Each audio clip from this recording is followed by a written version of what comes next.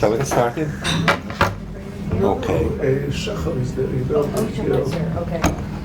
So I'm ready to go. The assigned topic was words and what is beyond words. Well, what do you read, my lord? Words, words, words. What is the matter, my lord? Between whom? I mean the matter that you read, my lord. The famous little exchange between Hamlet and Polonius quoted here intriguingly points to several important issues relevant to our subject matter.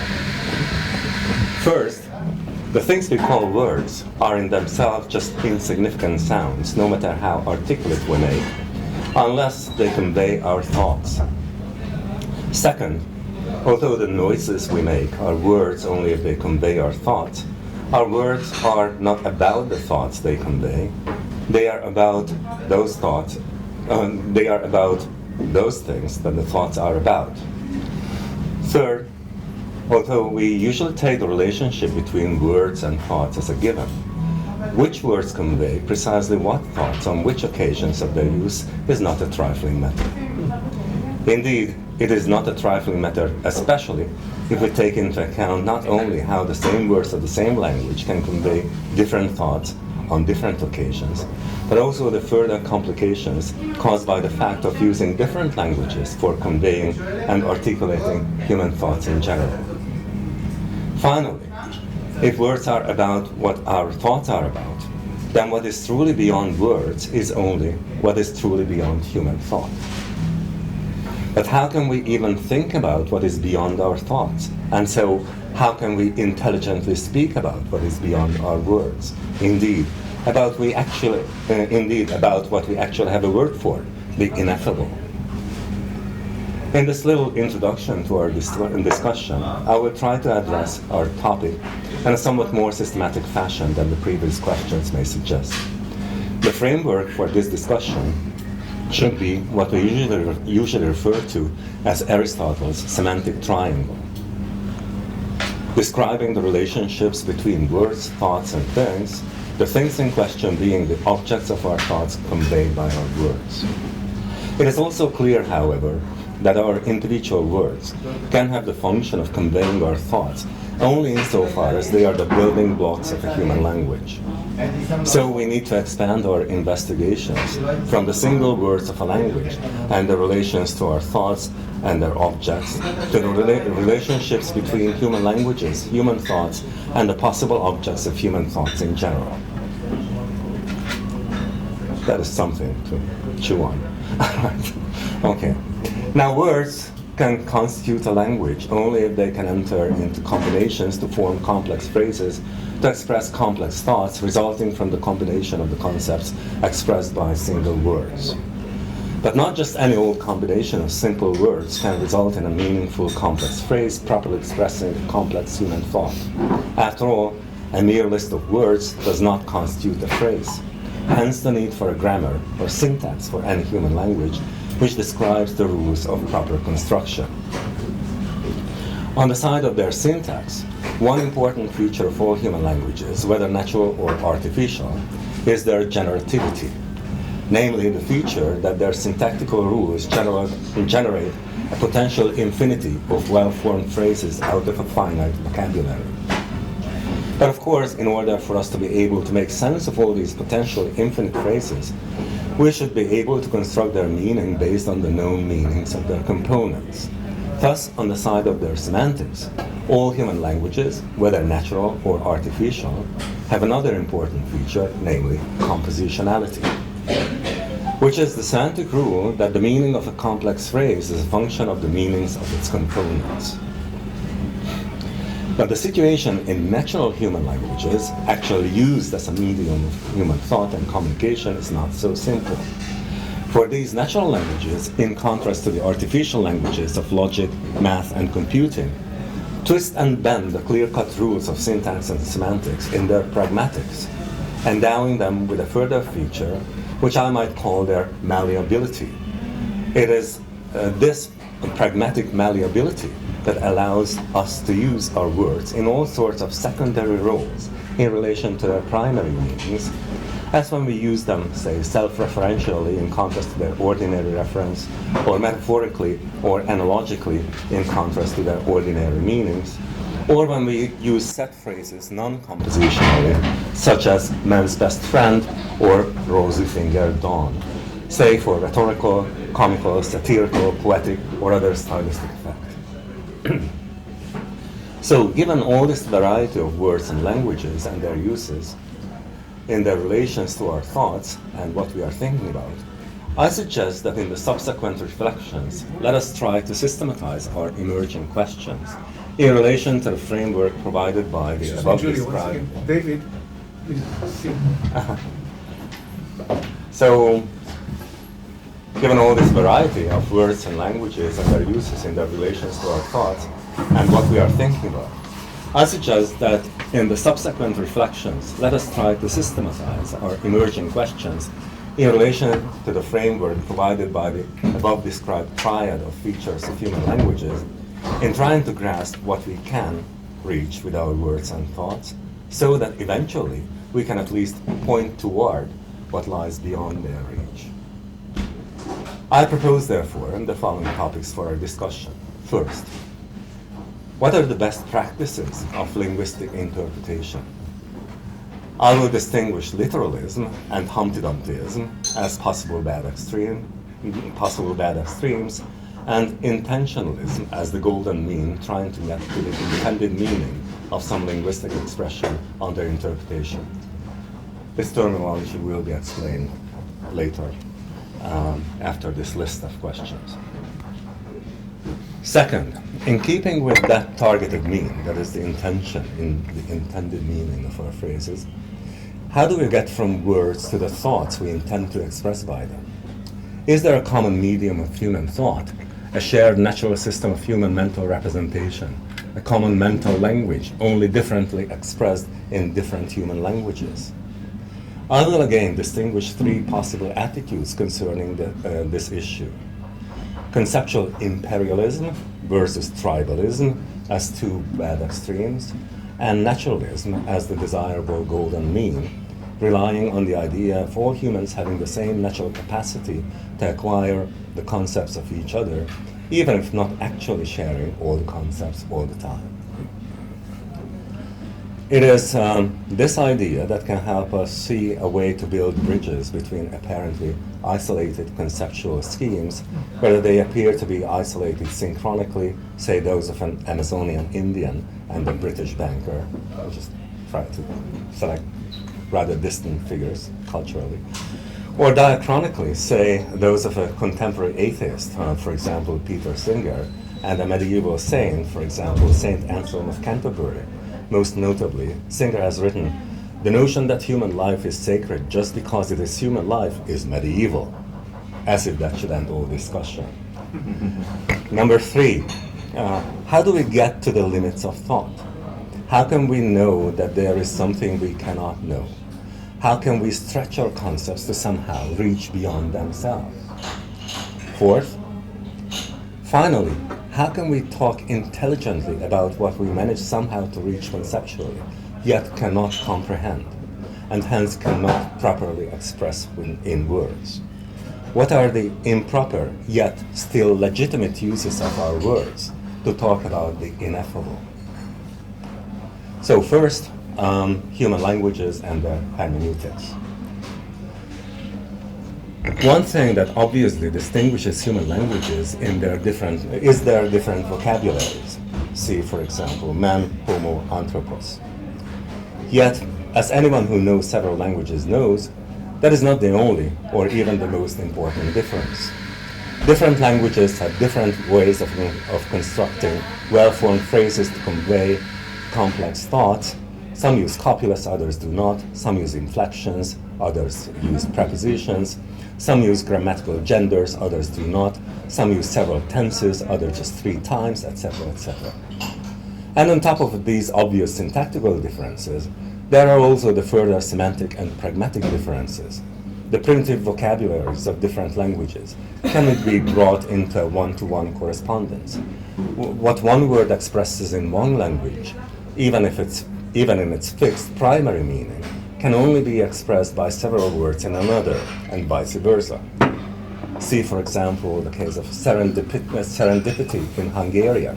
You would have to explain it in terms of its nominal definition, namely the faculty or phenomenon of finding valuable or agreeable things not sought for.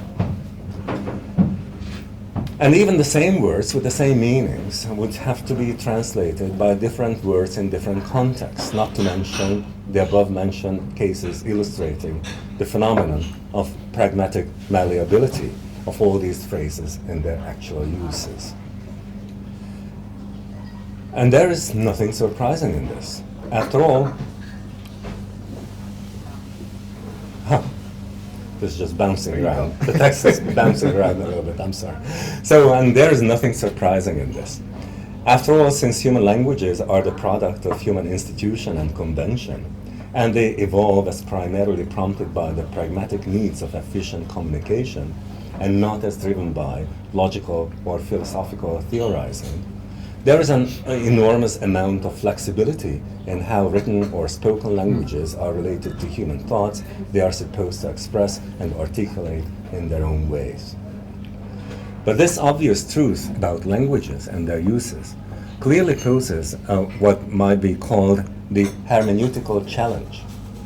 How do we get from all this variety of expressions to what is commonly meant by them, the common thought identifiable as such even across different languages?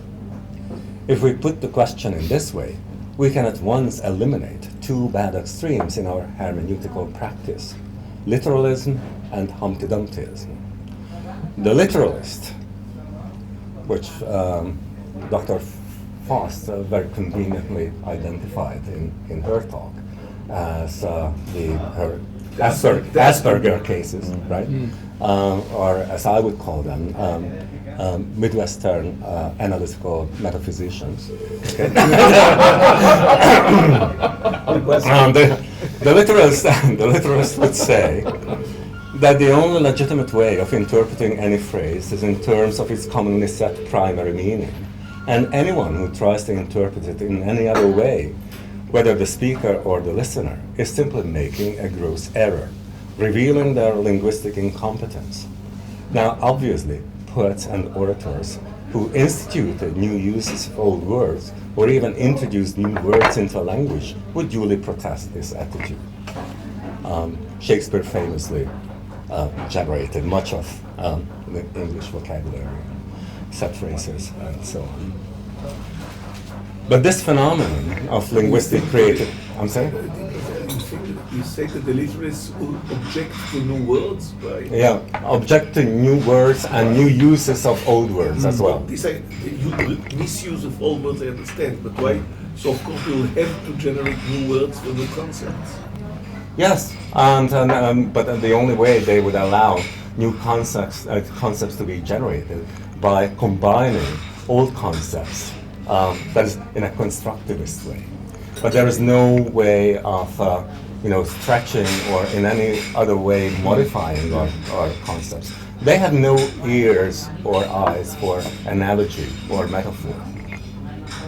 And they could not just conjure a new word for a new concept.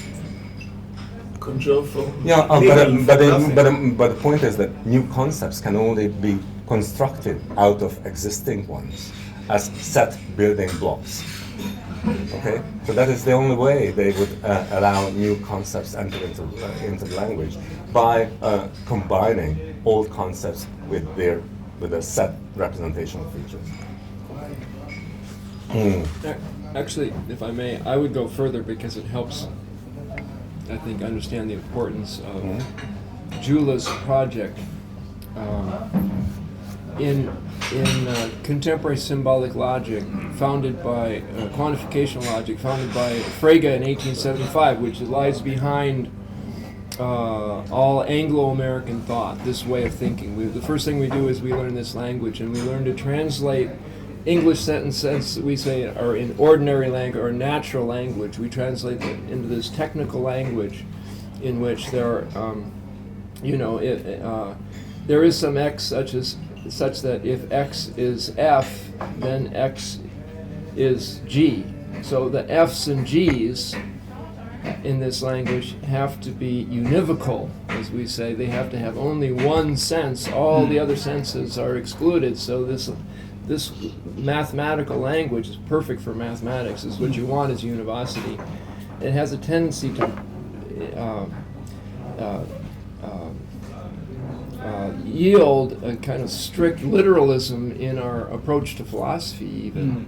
That we in the Midwest are especially apparently small-minded. Not you in the Midwest. It doesn't hit. No, I'm a Midwesterner, so I'm feeling with my people. But you And I'm wouldn't from the count as a Midwest, too. You're contemporary surrounded by Midwesterners. and analytical philosopher. No, But actually, people in the Midwest, like from Iowa, we You are can not the resist. analytical metaphysicist. People from the I was Midwest, wrong we as well. resist analytic philosophy from the beginning. So this is an East Coast phenomenon, principally, of linguistic superiority and We can talk about that, colonialism. But I just want to say that this is a phenomenon in philosophy across the Anglo-American world, English-speaking world in philosophy. So it's not just a kind of a local problem. And the next station will shed some further light on this. So how they use this literalist attitude in hermeneutics and constructing what they take to be the ideal language of all human thought, based on this idea of having a set, univocal, primitive vocabulary out of which all possible human thoughts should be and ought to be You're talking constructed. about a finite set, finite predetermined set. It is just basic logical constants and parameters of symbolic logic, Yeah, Frege and Russellian logic. Just as math is one language in the university. So Yeah. the idea in 1920, this is logical positivism, this is the Vienna Circle, this is Yeah. there's one language of science, so across all disciplines. And if you didn't use this language, you're not really as serious. So we want to translate all languages into this scientific, logical language. Yeah. It's the model of So Aristotle says that 20th century philosophy. opposites placed next to, or contraries placed next to each other would lighten up each other. So let me go to the opposite extreme, Humpty Dumptyism. So this phenomenon of linguistic creativity, which is the opposite of literalism, based on the fact that language as human institution should not be taken to give license to the anything goes attitude of Humpty Dumptyism, which is obviously named after the caricaturistically extreme materialization of it in Lewis Carroll's character. And he was a mathematician. Carroll was a mathematician and an intelligent man too.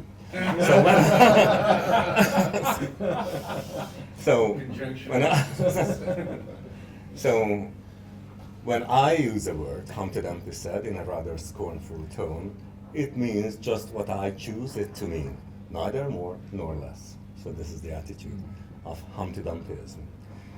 Clearly, what we are usually shooting for as our golden mean between these two bad extremes is what may be referred to as intentionalism, trying to get the intended meaning of a phrase based on the ordinary primary meanings of its components, as possibly modified by context or broader, possibly extra-linguistic, situational, or even general cultural factors. See, for instance, the case of sorry in Australian, expression of feeling guilty, and sorry, expression of sympathy in grieving in Aboriginal English. There is a case study of this, how differently Australian speakers of English use sorry, and natives of Australia, having learned English, they use the word sorry very differently, expressing sympathy, compassion in grieving, and without any sort of admission of guilt or feeling guilty about anything. So there is a very interesting case of this same word taking on a different shade of meaning based on cultural differences. Okay. Now, in short, intentionalism, as I mean it, in a somewhat Humpty Dumpty-ish way, as I mean it in this context, is the name of the hermeneutic attitude and practice of our best efforts to get from our words to the thoughts they are meant to convey. But that description of the hermeneutic task is immediately giving rise to an even bigger problem. Just how do we get from words to thoughts? How do we identify the precise mental contents supposedly conveyed by our words? Is there a common conceptual idiom behind all spoken and written languages, merely differently expressed and articulated by each? Does that mean that all human beings of all cultures have the same concepts, merely differently identified in different languages? And if not, how is cross-linguistic and cross-cultural understanding ever possible, if at all? So we have this dilemma here. Do we have the same conceptual idiom lurking behind all different spoken and written languages? Or there is not. But if there is not such one conceptual idiom for all human beings, then how is cross-cultural understanding ever possible? Well, to deal with this question, we should first of all clarify what it would mean for all human beings, what it would even mean for all human beings to have the same mentalese. This is coined it to refer to this common conceptual idiom, mental language. What it would even mean for all human beings to have the same mentalese working, or just lurking, in their minds behind their different spoken and written languages. Indeed, we should clarify this issue, especially in view of the popular modern misconception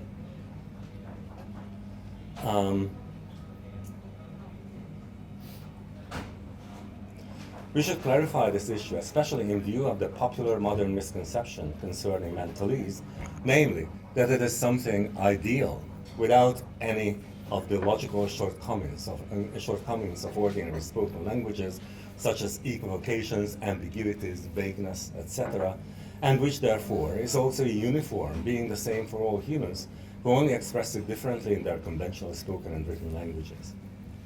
However, if the sameness of mentalese for all humans should mean that every human mind has the same set of concepts at all times, a number of implausible consequences would follow. First, individually, the same person would have to have the same set of concepts from birth to death, whereas it seems clear that an adult has concepts a child does not. Second, interpersonally, if all persons have the same concepts at all times, then one person could not acquire a concept from another, which would put us qua teachers out of business at once. Third, historically, in possession of the same concepts at all times, all humans should have all the same a priori sciences at all times. There could be no history of mathematics or logic, which we know there is. Finally, cross-culturally, for under the simplistic uniformity assumption, translation and generally cross-cultural understanding would merely be a business of relabeling or otherwise shared concepts lurking behind their culturally different conventional expressions, which is again clearly not the case. So, what is the point of insisting that mental language is the same for all, while there is more than enough evidence for grave conceptual diversities among different individuals, or even the same individuals in different time periods under different circumstances, in different linguistic communities, having different experiential and cultural backgrounds? Well, conceptual diversity is obviously a great hindrance of understanding. If we don't have the same concepts, we cannot have the same thoughts, which means we are doomed to talking past each other all the time, an all too common experience in today's social discourse. So there is an obvious problem here, which, however, can be, and has been, approached in at least three typically different ways, based on three radically different attitudes. First, the imperialistic attitude would be based on the assumption that there really are no genuine conceptual diversities, or at least there should not be any, among equally rational human beings. Accordingly, one with this attitude presumes to know A, what the primitive vocabulary of the uniform human mental language is, what kinds of simple concepts a human mind can possibly form. Second, what the syntax of mental language is, what the possible rules of construction that allow the formation of semantically complex concepts out of simple ones are. This presumption is quite unjustified and is often coupled with an arrogant attitude that earns it the imperialistic title. For arrogant representatives of this view often use their presumption as a criterion of meaninglessness, or meaningfulness, or intelligibility. They take whatever that is not expressible in terms of their theory, simply meaningless or unintelligible. See, for example, the arrogant use of Fregean logic to eliminate metaphysics through the logical analysis of language. This programmatic paper by Rudolf Carnap actually had this title, The Elimination of Metaphysics Through the Logical Analysis of Language. 1928. Showing up metaphysics as meaningless. Or the received view Unless of... you could develop the vocabulary for metaphysics. Yeah, so they just deny that any metaphysical claim has even any meaning. So that is why there are endless metaphysical debates. So it because starts they are, with the lack of meaning, not the Yeah, lack of words. yeah, it's a lack of meaning. That's right. So strictly speaking, it is meaningless, they would say. Or consider The word God is meaningless. or- That's part of the same. Or consider the received view of quantification theory and logic, quite famously described by George Boulos as such, pointing to the limits of that theory. Or Anthony Kenny's use of the same, criticizing Aquinas. Anthony Kenny famously produced a book recent, a couple of years ago, Aquinas on Being, trying to show that Aquinas' theory of meaning, theory of being, is based on a lack of meaning. That is, and the entire metaphysical theorizing Aquinas presents in his metaphysics is pointless, meaningless, precisely because it is inexpressible in Kenny's favored Fregean concepts. Or there is one such Midwestern metaphysician, Peter Van Inwagen. He usually presents some debunking, as an utter debunking of a view presented by someone. I just cannot understand this. With an arrogant tone, as if his lack of understanding is the sign of the lack of general intelligibility. So with the confidence of someone who is utterly unwilling to learn something new. Okay. Okay. Well, anyway, so this is the kind of guy I had in mind. He didn't get tenure at Notre Dame. Because I pointed this out. Yes. Okay.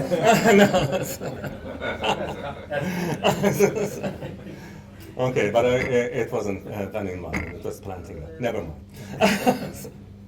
And he was unwilling to learn Latin, by the way, from me. Okay, now, so moving on. By contrast, the tribalistic attitude takes mentalese just as variable as conventional languages are.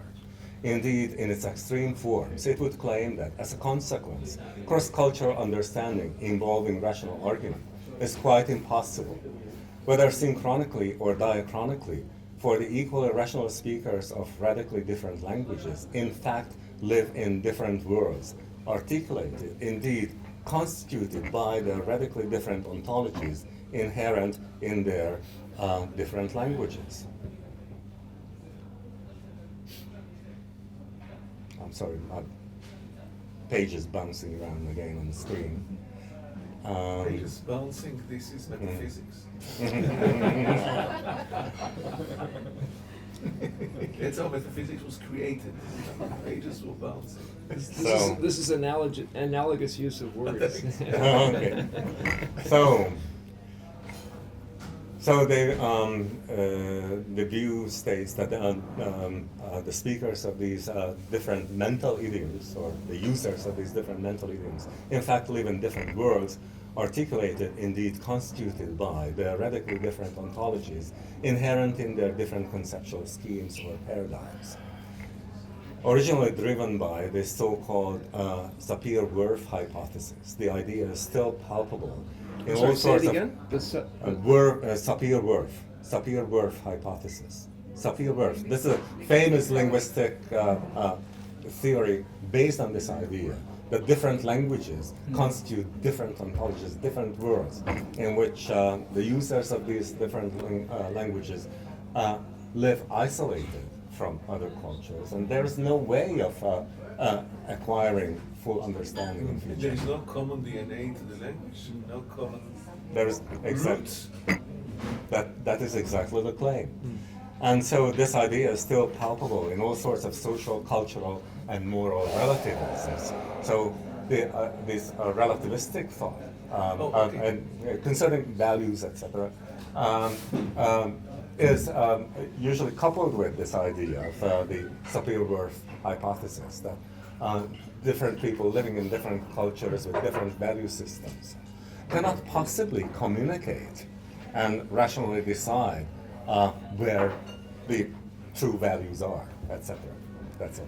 But you can communicate with yesterday's personality, this you can do. There is now that would be the extreme view that even if you can do basic things, say trade fur at trade posts, trading posts, right? That is all you can get to.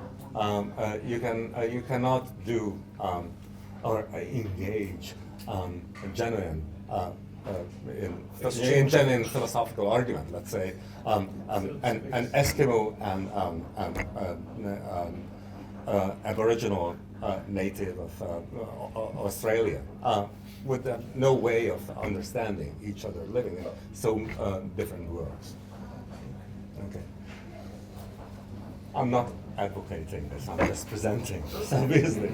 So, finally, the naturalistic attitude is what I take to be the Aristotelian golden mean between these two balanced streams. It does not presume to know a priori what simple concepts a human mind is capable of forming under what circumstances, so it does not pretend to know what simple concepts any and every human mind must contain.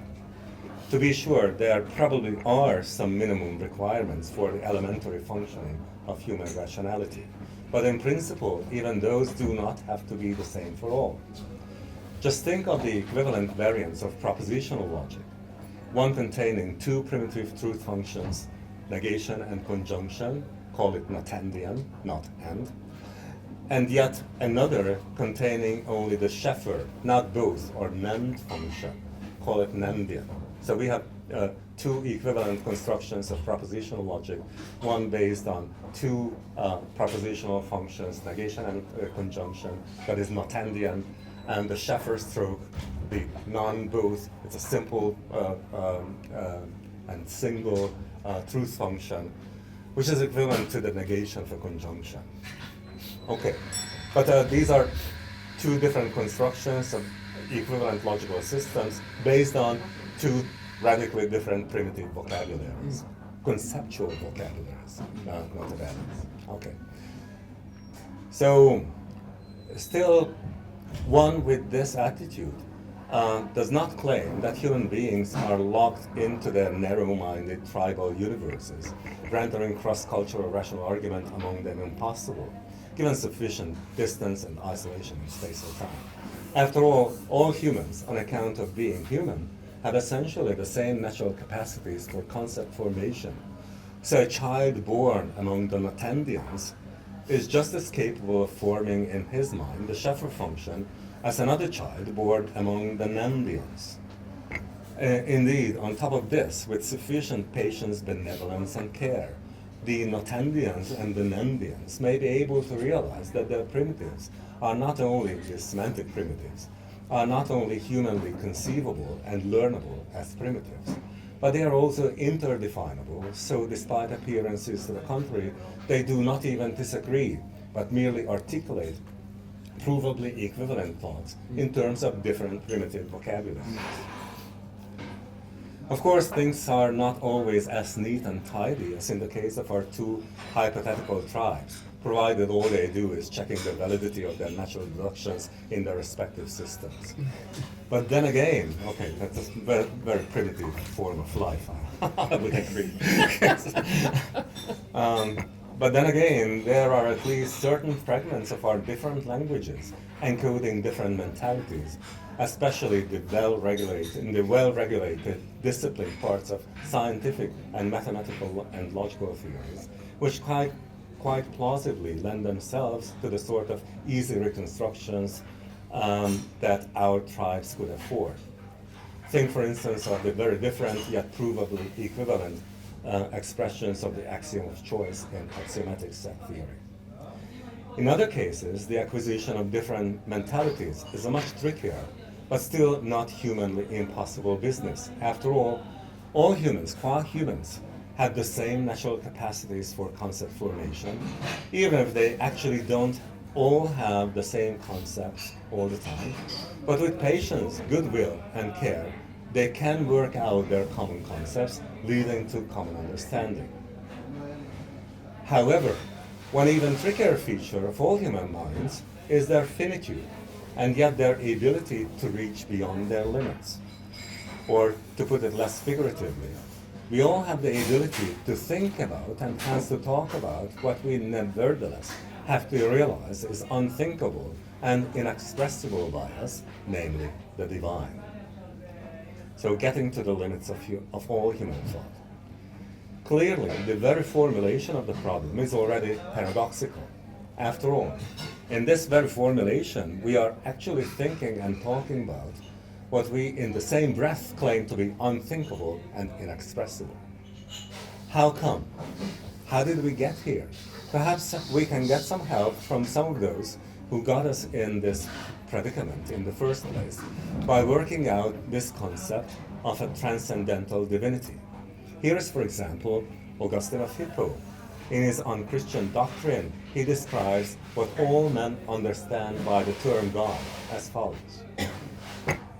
For when the one supreme God of gods is thought of, even by those who believe that there are other gods, and who call them by that name and worship them as gods, their thought takes the form of an endeavor to reach the conception of a nature than which nothing more excellent or more exalted exists. And since men are moved by different kinds of pleasures, partly by those which pertain to the bodily senses, partly by those which pertain to the intellect and soul, those of them who are in bondage to sense think that that either the heavens, or what appears to be most brilliant in the heavens, or the universe itself is the God of gods. Or if they try to get beyond the universe, they picture to themselves something of dazzling brightness and think of it vaguely as infinite, or of the most beautiful form conceivable. Or they represent it in the form of the human body, if they think that superior to all others. Or if they think that there is no one God supreme above the rest, but there are many or even innumerable gods of equal rank, still these two they conceive as possessed of shape and form, according to what each man thinks the pattern of excellence.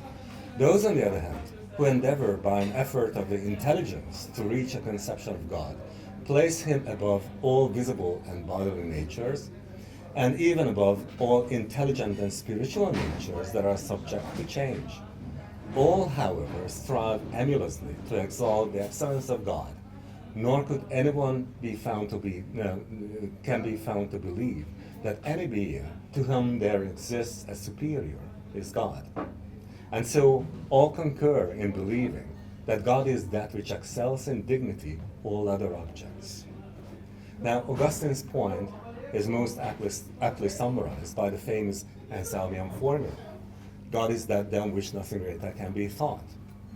And based on this formula, the famous ontological argument can be teased out more explicitly from his proslogion in the following way. So here is a brief reconstruction of Anson's famous so-called ontological argument. First, God is that than which nothing greater can be thought. Let me abbreviate this ascription, that than which nothing greater can be thought, by the letter D, standing for Deus, D. Now, this is the first premise. God is that than which, God is D. Second, D is in the understanding. D can be thought. I can think of something that is that than which nothing greater can be thought. Third, D is not in reality. This is the assumption of the atheist. There is no such a thing. That than which nothing greater can be thought is not in reality. And there is self-evident general idea that if something is in the understanding and not in reality, then something greater than it can be thought, right? Namely something that is in reality, by the meaning of greater, meaning greater imperfection. But then from this, what do you mean by the word of reality? In reality? What really exists mind independently, not merely as an object of my thought. So, whether I think, well, yeah, so outside of my thoughts. yeah, or it can be made an object of my thought, but it will exist whether I think of it or not, right? Whereas so far only this much is granted about D, that D can be an object of my thought. I can think of it. I can think of something as that than which nothing greater can be thought, right? Okay. So, and now we need to conclude that it exists in reality, also mind independently, right? But so far we have granted then that D is in the understanding and D is not in reality. And if something is in the understanding and not in reality, then something greater than it can be thought. Therefore, D is something than which a greater can be thought. But D was defined as that than which nothing greater can be thought. So we have to conclude that something greater than that than which nothing greater can be thought, which is self-contradiction. Can be alluded to. Can be alluded to? Alluded to, not thought. No, but that we have already granted that you can think of D, right? Your inability to think of. To think of your inability to think of. No, but you can think of D.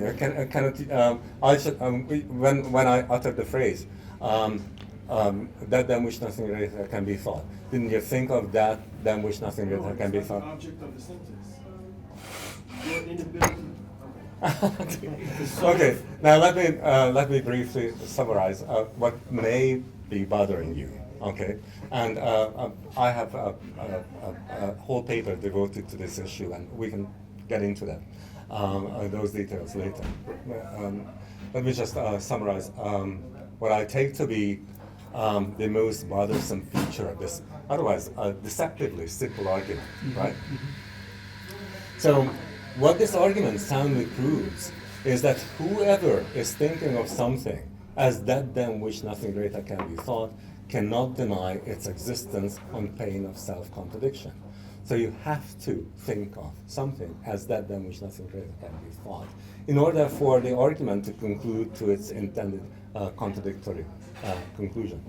But then, an atheist would never think of anything as such. A consistent atheist would never think of anything as that than which nothing greater can be thought, for when he refers to God, he simply parasitically rides his reference on the believer's concept without ever sharing it. He thinks of something of which he knows the believer thinks as that than which nothing greater can be thought, but he, thinking that it is just the figment of the believer's mind, thinks it is nothing. That is not any single thing. Therefore, he wouldn't think of anything as that than which nothing greater can be thought, because for him, nothing is such. Okay? This is why he needs to be persuaded in the first place to think of something non-parasitically as that than which nothing greater can be thought. Hence the need for a posteriori arguments, starting from phenomena that are better known to us all, regardless of our philosophical or religious predilections, such as the existence of motion, causation, generation and corruption, degrees of perfection, goal-directedness, or our own existence. I just listed Aquinas' 5 ways and Descartes' starting point for his own cosmological argument, right? And it is also Augustine's starting point and his proof for God's existence in his De Libero Arbitrio. Okay, so the point is that in order to start genuine conversation with the atheist, the believer needs to get the atheist's consent to at least be willing to think of something as that than which nothing greater can be thought. And that is what these cosmological arguments are for. And that is Aquinas' point in criticizing Anselm. But we should not get into that in any further detail. So this is why we need the cosmological arguments. But now, assuming that we are the fools of the Psalms, which said in his heart that there is no God, assuming we are the fools, trying to get spiritual guidance for our lives, once we have gone through this arduous process and persuaded ourselves that there is nothing crazy about genuinely thinking of something as that than which nothing greater can be thought, and so we can see that in the end, Anselm was right, and it only took us a while to genuinely acquire his concept and use it as our own. He gives us a further twist to the plot. He shows us that what we have struggled to genuinely think of as something that satisfies his formula, we cannot really and genuinely think of it. As he says, therefore, Lord, not only are you that than which greater cannot be thought, but you are also something greater than can be thought. For since it is possible to think that there is such a one, then if you are not this same being, something greater than you could be thought, which cannot be. So you must be even unthinkable, because that is greater than anything that is thinkable humanly by us. So any thought that we develop pushes God higher up. Exactly. By definition. Because something that is beyond our thought is even greater than anything that we can. Develops, so God is pushed. Whenever you reach up, it's just moving higher up, Just moving up further. What difference you make between imagination and thought? Because if I cannot think about something, but I can imagine something differently. Like Probably you can. Kant perspective. It is perhaps the other way around, that you can think of things that you cannot imagine, but whatever you can imagine, you can think of. Okay, but perhaps we can postpone that. Let me just go on with this ball. Okay, so this God's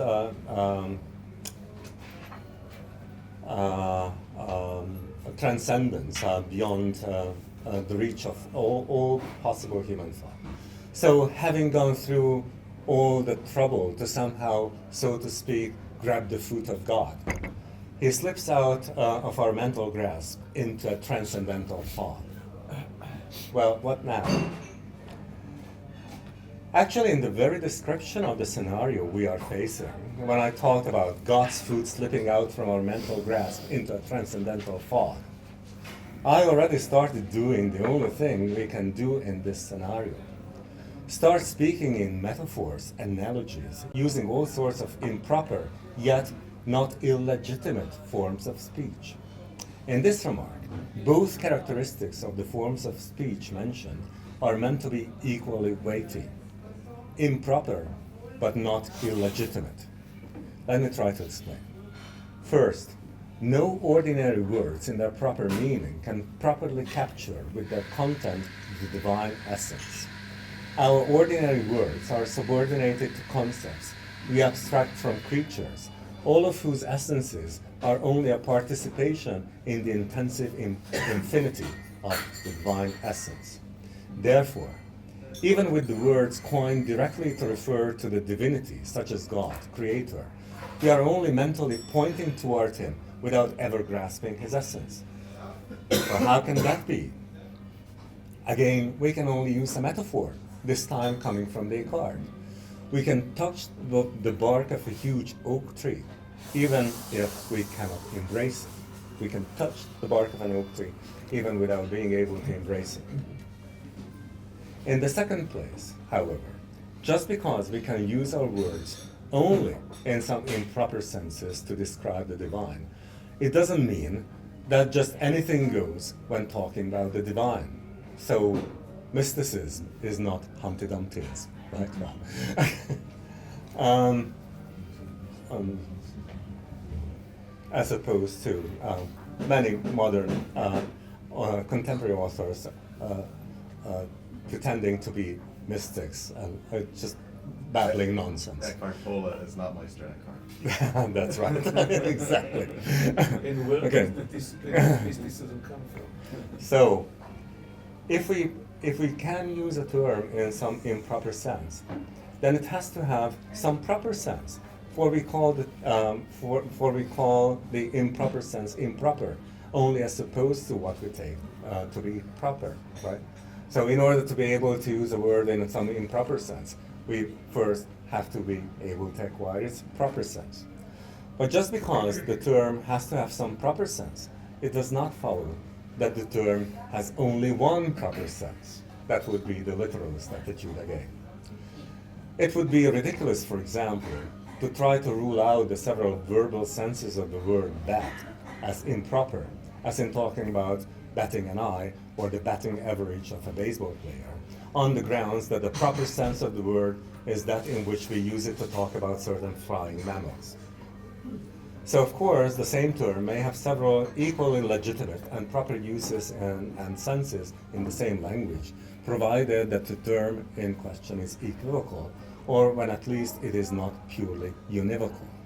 And equally obviously, what establishes any of these uses and senses as proper and acceptable is the existence of the well-established common usage of the term, in that sense, an existing linguistic tradition that in better dictionaries is also supported by citations of authoritative texts clearly illustrating or even explicitly establishing the sense in question.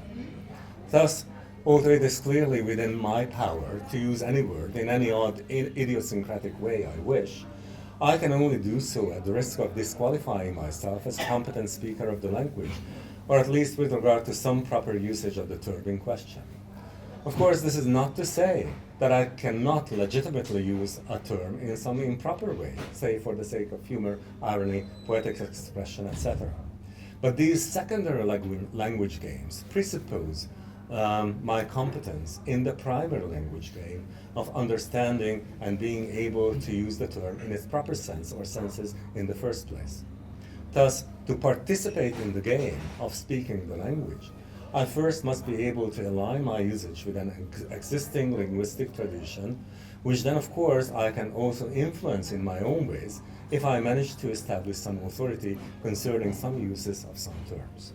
So there is a language game with priority There's among the schema of language games? yes. Which one, or? No.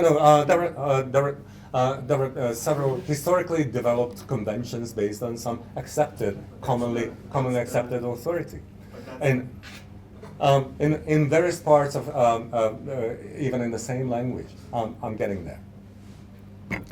And the acceptance is the criteria.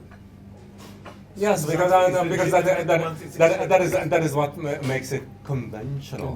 There is a convention, a coming together, an agreement, and using this word in this sense, in this particular context. Okay, so the philosophically relevant lesson of these rather trivial points seem to be the following. In the first place, although, nay, because linguistic usage is conventional, it cannot be entirely arbitrary. One can only qualify as a competent user of the language by aligning one's usage with an established linguistic tradition based on some commonly accepted authoritative usage. In the second place, joining a linguistic community as a competent speaker consists precisely in conforming to the authoritative usage of that community. However, even within the same language, as well as across different languages, there are various linguistic communities with various standards for usage based on various types of authorities, and even within what may be identified as one and the same community concerning the usage of certain parts of their language or languages, modifications, indeed schisms, may develop over time. Therefore, this is what the everyday experience is in philosophy departments, right? So, therefore, rational conversation, even within the same language and within the same linguistic community, is inevitably exposed to the contingencies of this dynamic of emerging and falling linguistic authorities and correspondingly changing meaning and usage, not to mention the complications on the interface of different languages, religions, and cultures. To be sure, in view of the foregoing, this is nothing to despair about. One only has to be constantly aware of and reflect on this dynamic in order to keep rational discourse across the board possible. So, what should be our guiding light in this rational discourse? In one word, rationality, which is love or goodwill on its active side on the part of the will, and understanding on its receptive side on the part of the intellect.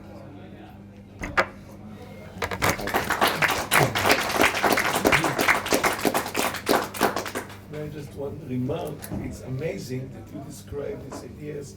It is something oscillating between authority, non-authority, and it's again that the idea of authority is that you need some rest in order to develop something new. Mm-hmm. You need a decline in order to create some it's very similar concept again. So it's a repetitive process. Yes, because language and thought go hand in hand, and each shapes the other, and vice versa, and not just individually, but collectively and communities. So conventional, when something becomes conventional, it's actually the beginning of the decline of the concept. Conventional, and then we look for It something doesn't new. have to. It doesn't. It is not a necessary consequence. In fact, the whole point is the contingency of the emergence and decline of various language games. Just think about what was fashionable slang in the 70s or 60s even. Groovy was all around. Nowadays, you wouldn't say that, right? So that's sort of, and then it briefly came back in the 90s, probably owing to Austin Powers, right? Another accidental linguistic authority for a short time, right? So, and just think about it, the coming and going of groovy in the vocabulary of our students. Yes? So, Sorry. would you place the gamut of the different types of proofs, ontological proofs, linguistic proofs, and so on?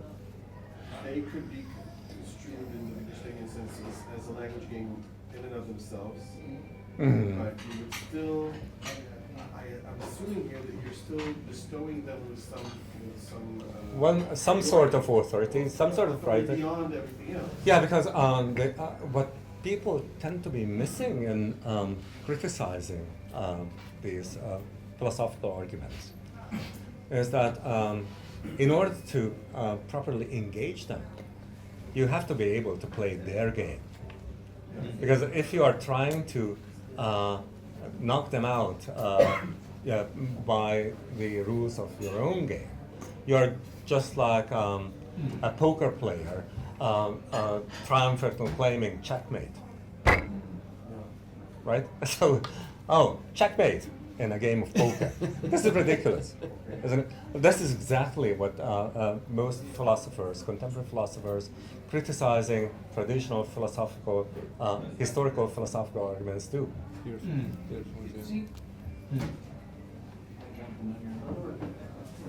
seems to me that, in a way, this is coming to your the point that you landed on, which I just think is exactly right, and that is, what's more fundamental than the languages, and what's more fundamental than any conceptual structures is asking and answering questions. And it's because we can ask and answer questions that we can work our way into different kinds of games and so forth. In other words, intelligence is not a closed system, unlike the rules of a given game.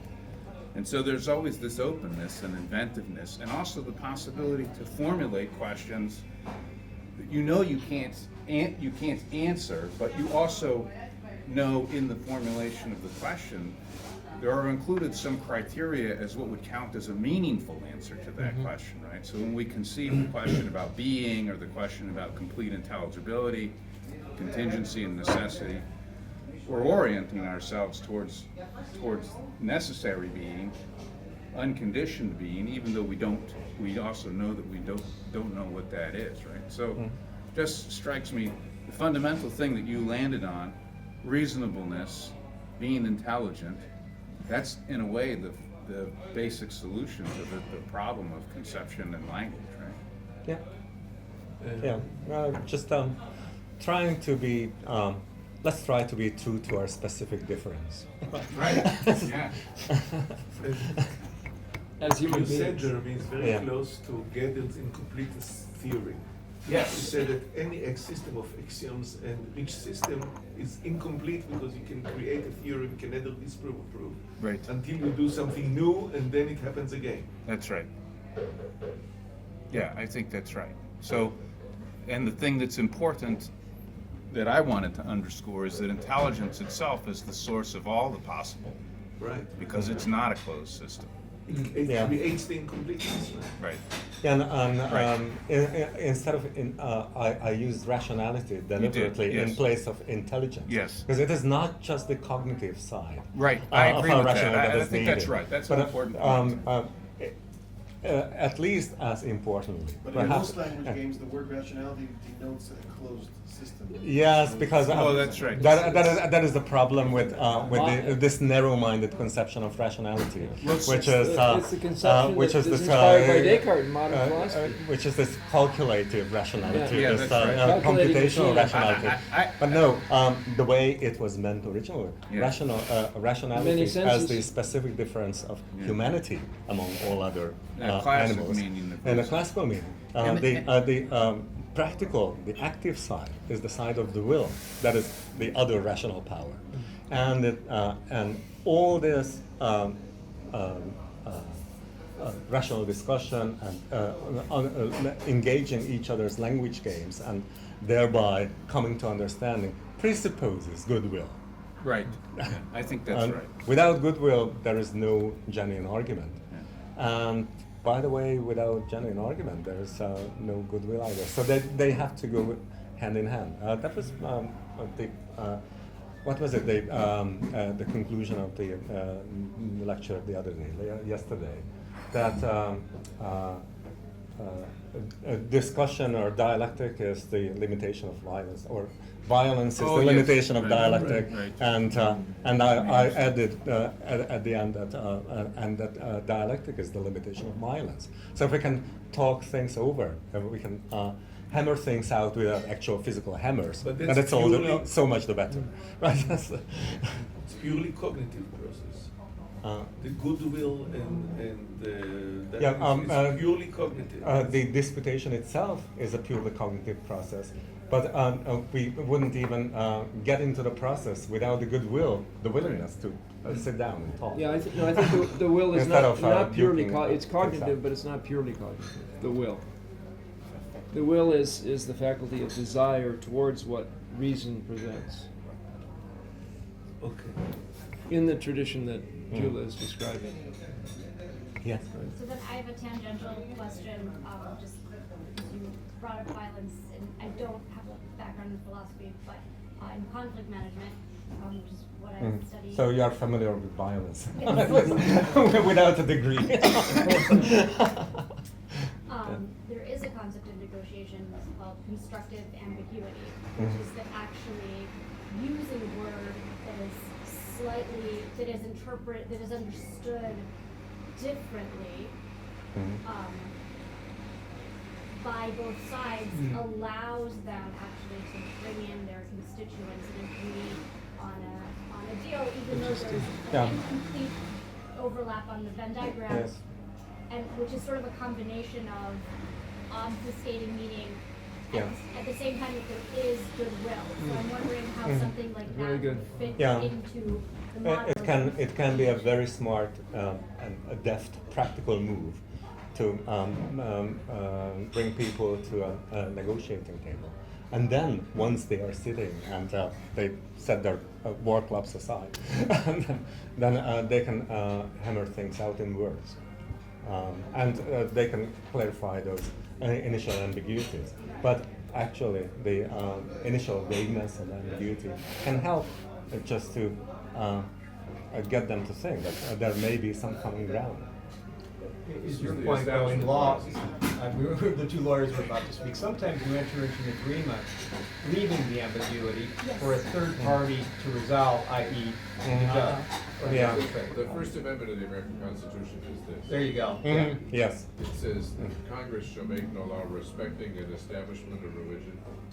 And in the American colonies, there were two different views about religious establishments.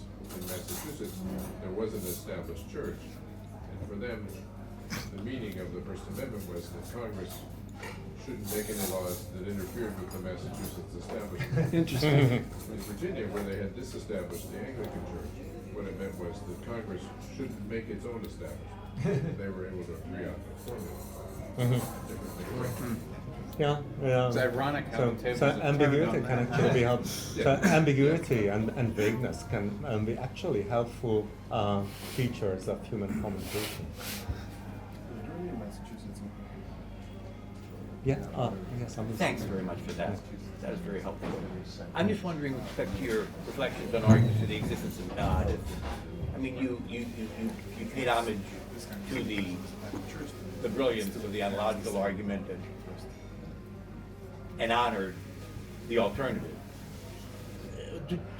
I mean, the thing Actually, about I wouldn't see them as alternatives, as rather complementary. So I would say that they could be complementary to dialectical yeah, because process that exposes what needs yeah. to be done. Yes. To the, not to the atheist, but with the atheist. Yes. Fair enough. But then tell me. I said Talk- with. talk I said about with. violence. Right. I said with. Are you a Dominican? Yeah. Sometimes. What about? I mean, think about the Kant's critique of rational metaphysics. How do arguments from design shake up in your thinking, or shake down in your thinking about speaking of the ineffable? Does it fall short of that? I mean, contemporary uses of teleological or design arguments. I mean, how would you reflect on that, given the approach you've taken here? I would, in the first place, very strongly distinguish the contemporary arguments from design, Right. From Early medieval, modern. pre-modern teleological arguments. Okay, fair Because, enough. I'm thinking now about arguments from design that have emerged since the modern period. Yeah, I don't think very highly of that. Got it. Okay. No, that's what I thought. No, that's what I thought you said. But according to what I understood, the more you think an idea is ridiculous and you push it away, then the glory of God grows. God is above all absurdities. Above all, Absurdities and self-contradiction. You cannot say that something is self-contradictory if you follow this idea. Self-contradiction is also something that we assume and understand. So we have to push the higher up. and arguments from design don't go high enough. Right. As far as I can see. It relies on a modern, Yes. it relies on a modern, Yes. a modern theistic Yeah, conception. yes. Is that because, I mean, are they just all variations on God of the gaps? Is that your? Yeah, and all these this fine-tuning The arguments. fine-tuned anthropic principle business, right? It is. I don't think that has to yield anything transcendental. I agree. Just like I wouldn't ever identified the Big Bang with creation. So- But your claim in the paper, if I understood correctly, is Anselm's argument is sound if you have a proper preparation of the concept. Yes. For Yes. which you would need an A. Yes, plus B the only or problem ISO with argument. that is that it is not starting from something that is better known to everyone. Right. That everyone, in the sense that everyone would find it to be a plausible idea to think of something as that than which nothing greater can be thought. Yeah. So it is per se notum sapientibus. Yeah. So our ride is outside, and we're going to be leaving at 10 on the dot. Oh my God. So Okay. any last comment or last anything? We have to move. Okay, let's Bathroom, move. bathroom. Thank you very much. Thank you. Thank you very much. Thank you very much. May the Lord remember this kingdom. Roll it.